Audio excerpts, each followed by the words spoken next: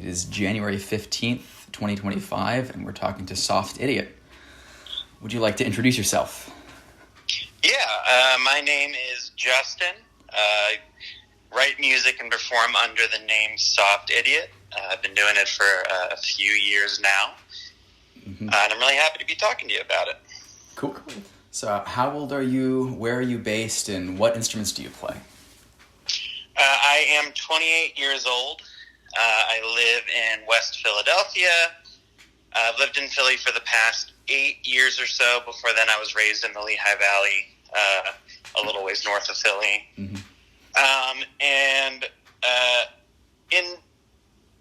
my first instrument was the drums, and then I sort of taught myself like guitar and singing. So I sort of fake my way through the guitar and like keys and stuff, and the majority of like my recordings and stuff are sort of solo productions. So really, I play the drums and like the guitar, but I can fake other things if I need to. Cool. So what kind of music would you say you play, if you had to describe it? I don't know. I guess it's kind of hard for somebody to categorize like their own work sometimes. I usually just kind of plainly say like indie rock. But the way I see it is it's very rooted in like folk music. I work with a lot of like very simple chord structures and simpler song structures and things like that. So what I usually say a lot of times, it's like folk music with a bunch of stuff on top of it. What are your major musical influences? My favorite artist of all time is Phil Elverum, who is currently Mount Erie, was the Microphones. That was a guy who I found, I guess, early on in college, who sort of changed, everything for me in the way that I think about music and recording and all that stuff. So definitely a primary influence. I'm also a big fan of like Neutral Milk Hotel. These days, sort of the Weaker Thans and John Samson are big for me, as well as like Andy Schaaf. So those are some of the biggest ones. Awesome. How long have you been playing music? I've been playing music since, I guess, probably since like middle school. So around the time I was, maybe 12 or 13 was when I first learned to play the drums. And I was in a couple bands in high school. And then this project started properly in 2015, like late 2015. So we're just about at the 10-year mark for this one here. Cool. I know there was a hiatus in there for Soft Idiot. Do you want to talk about sort of what led to that and what led to you coming back? Yeah, so that was that was like 2021. I was like, I'm done. I don't want to do it anymore. And what that was largely depression. Because I was like, trying to figure out, I've never known what I'm doing. But then especially I felt really lost and I didn't know what was going on. And it was like, I couldn't really like play shows. I think I got tired. Like I was doing this thing for a really long time, and I think I was just experiencing some burnout along with some like personal struggles. So I canned it, and I made a big fuss about it, and I was very dramatic, and I was like, this is the last album. But then sort of like I didn't do it for a while. I kind of started writing again, and I started, jamming with some of my friends, and I don't know, I just came back around to it because it turned like, it's like I missed it. It's like, doing this is sort of a part of me, creating music in one way or another. So I decided to sort of bring it back. I thought about, changing the name because I don't love the band name, but also I think sort of out of context, all band names are bad. So I figured, well, I'm going to do another record. Let's just keep doing this one because it's easier, better SEO on that. You want to talk about the name a little bit more and how you came up with it and how you feel about it? Yeah, the name was something that I read in a tweet in 2015. Somebody remarked about the nature of like dogs as pets, and they said it's like letting a soft idiot live in your house. And that was good enough for me at the time. So I slapped it on the records there early on. And it's just kind of like stuck, and it's just there. And the thing is, like, if I could really think of a better one, like, maybe I would consider, changing it or whatever. But at this point, it just kind of is what it is. I'm sort of saddled to this. It's the curse of having to tell people that I play in a band called Soft Idiot.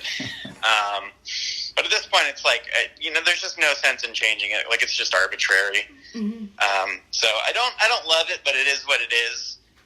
So I let it rock. Mm-hmm. So then I guess going back to kind of your music history, how did you first get into music, and how did you learn how to play the instruments that you play?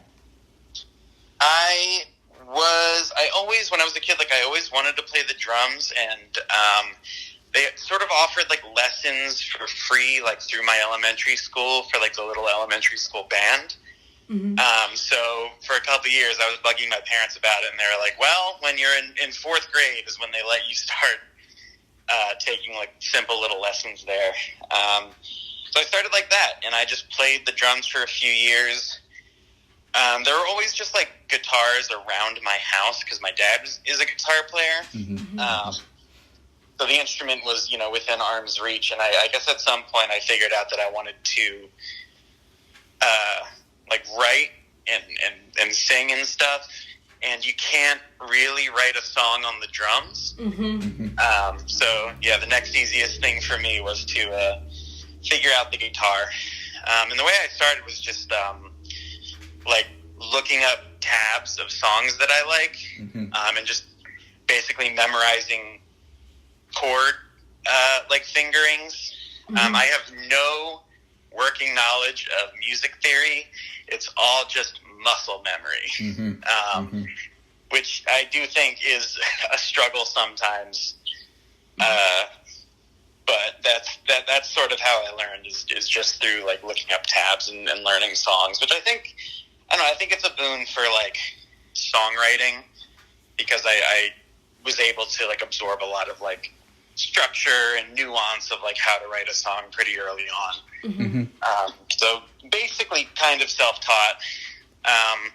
Same thing with, like keys. Like, there are some synthesizers and stuff on the records, and it's like I know enough about a keyboard, and I have enough, like, rhythm to work out simple leads, and, like, I know how to find, like, a chord on the piano, basically. Mm-hmm. So it's largely, I just kind of figured a lot of it out with, the help of the internet. Mm-hmm. Cool. Stepping away from music for a moment, did you go to school for anything? And if so, like, where? Yeah, so I went to Temple.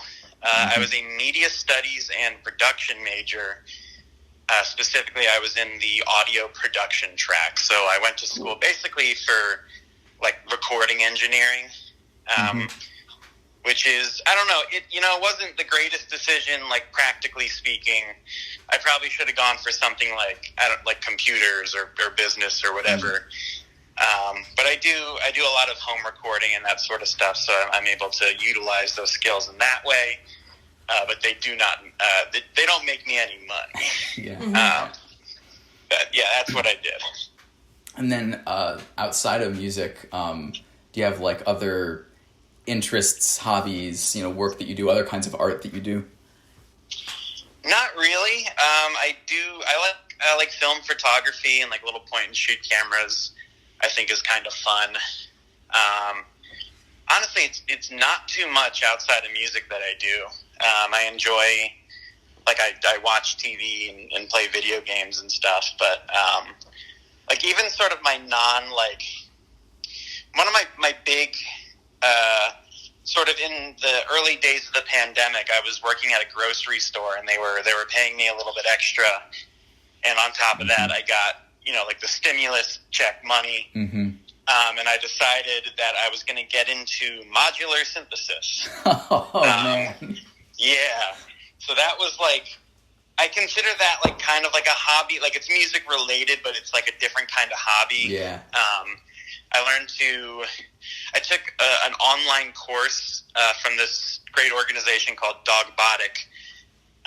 That was a remote DIY synthesizer building workshop. Mm-hmm. And through that, I learned the basics of like soldering and like very basic electronics and that sort of stuff, which is really cool because I've built like guitar pedals and synthesizer modules and that sort of stuff. So in a lot of ways, I feel like even my sort of casual hobbies all kind of come back to music. Like it just, all roads seem to lead there. Yeah, that's crazy. Very cool. Have you encountered Look Mum No Computer on YouTube or otherwise? Yes, yeah, I have. That guy's insane. Yeah, there's a lot of. I think that's what's so like cool about it is like, Look Mom No Computer and those guys like online and everybody like just doing really wacky stuff, and it's really I think kind of inspiring. My whole like sort of idea, what I wanted to try to do when I was building like my synthesizer in the first place was to create sort of like an ambient like generative leaning machine. Like my idea is kind of that I wanted to be able to patch some stuff, plug in some wires, and like hit a button and turn some knobs and just like let it do its thing, which is really cool. It's like a different way of making music. Yeah, definitely really cool stuff. That's awesome. Very cool. Okay, then I guess going back to your music, what does your writing process look like? My writing process usually just goes down to like just sitting down with the guitar and kind of strumming chords. A lot of times a song will come out of, like I still do, like the way I learned to play the guitar was I looked up chord charts and I would play and like sing songs that I liked. And I still do a lot of that. And I think that's by that I learn like chords and things like that. And a lot of times when I'm like, I've been playing like a particular song a lot, I'll take like an idea from that to sort of build out into a new song. Pretty much everything is always written on the acoustic guitar, and it's usually like I write the music and the words kind of at the same time, like everything kind of, I don't know that a lot of people do one or the other, but for me they always just go at the same time, and then I take the ideas and I'll demo them by myself and flesh them out later, but typically it's always music and words together. Do you find you have particular themes that you often come back to? Yeah, I think for a while, it's like I'm always trying to figure out what I want to do, which I think is, how you remain like an interesting artist or whatever. Is I'm always, I don't know what I'm doing, and I'm always trying to figure things out. But I think, especially when I started writing, I think I wanted to be like an emo band. So I would write these very like sort of confessional lyrics. For better or worse, in high school, I was very into the Front Bottoms, and that did come through, I think, pretty blatantly. And then at a certain point, I think around the time I started like listening to the microphones and getting into the stuff that really sort of shaped the way that I write and work today, I just like stopped writing about anything in particular. And I sort of, the way that I like to think about it now is like I try to adopt like a show, don't tell kind of style, like in reference to themes and like what I'm singing about. I don't want to like tell anybody anything. I just like, I like the way that you can kind of string words together to sort of like elicit different meanings for different people. So I think a lot of what I've written doesn't really make any logical sense, but I guess it's more like poetry. Like I'm trying to, I don't know, suggest feelings or ideas or something, which is like what I like. I like in my media generally, in music or even in like movies or books or whatever, I like to have something to chew on. Like I like to have something that I can like think about for a while that's, sort of nebulous and strange. So that tends to be how I do it these days. Cool. Yeah. So then I guess for recording and production, how does that work for the project? For me, so far, I've always recorded on my own, just like at home. When I started recording myself, like in high school, and I used a USB Rock Band mic, like from the video game, and I made a lot of records with that and Audacity, which is like the free, very basic audio recording software. If it ain't Eventually, broke. What's that? If it ain't broke.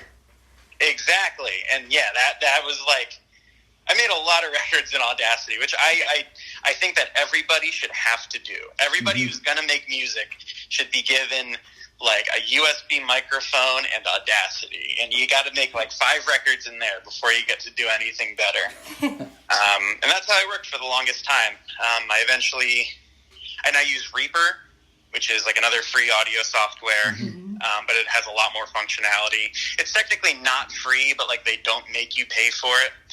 I probably should at this point, but Classic. yeah. But like, yeah, these days I record like a lot more multi-tracking. I have some more microphones now, so I can get sort of like more studio quality stuff. But generally, it's all on my own. This past record I recorded with like the band, which was a little bit different, just to try a different approach to it. Cool. About the band, who's in it, and who do you usually record with and perform with? Right, it's kind of in flux. There's sort of a cast of characters. Since this is like largely like at its core like kind of a solo project, I don't try to like hold anyone to it or anything. But right now, Taryn Monowet, aka GB Mystical, is the guitar player, and Eric O'Neill is the drummer, and our bass player David just moved to Brooklyn, so he's not really the bass player anymore, and we don't have another bass player. I'm sort of in this situation now where I'm kind of back where I was like a few years ago when I kind of gave up or whatever, but I think I'm more level-headed about it now. Where I don't really know what's going on, and I don't know what I want to do. So right now there's kind of no live band. And I'll get that figured out one day. But definitely, yeah, Eric and Taryn Eric's been in the band for like 6 or 7 years. Taryn's been in it for a few. So they'll definitely be around whenever we start, playing out like full band again. Cool. Yeah. Cool. So your last release was All the Same Dark. That was in November, I believe. Yes. What's been happening since then, and what's sort of upcoming, if anything? I tend to do this thing where it's like it takes so long to make a record, but by the time it comes out, I'm like over it, and I want to move on, which is bad for like promotion. I've always been really, really poor with promotion, and especially with this one, I was like kind of like telling myself like this time I'm gonna do it. I'm gonna post about this thing, and I did post about it a bit. And then we had like a release show at the end of November, and then I never posted about it again, which tends to be how it goes, unfortunately. But I have stuff I'm working on that I'm excited about. Probably it's been a while now. I finished another record, like the writing and demoing of it, which is sort of, it's kind of like, it's some of the most straight up music I think that I've done. It's just like very, it's kind of like alt country type, which is a very popular thing these days. But a few years ago, my friend got me into Jason Molina, like Songs Ohio, Magnolia Electric Company, and that stuff was also really, really big for me. So I'm excited about it. It's sort of conceptual. For the first time, I'm kind of writing not about me. Like I sort of invented this character who is a sad man living in a sad suburb of Philadelphia. And he's real broke up about this lady called Nora.